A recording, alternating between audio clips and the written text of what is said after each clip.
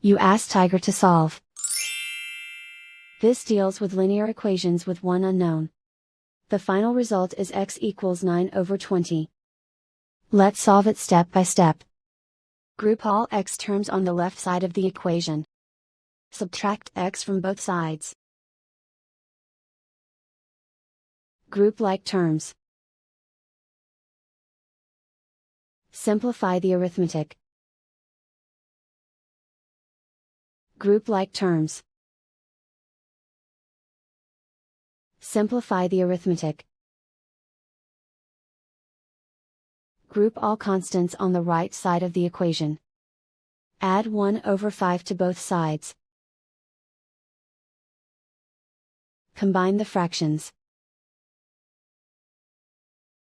Combine the numerators.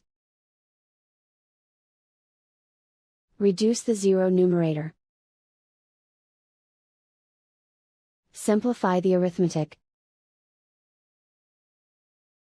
Find the lowest common denominator. Multiply the denominators. Multiply the numerators. Combine the fractions. Combine the numerators. And so the final result is x equals 9/20.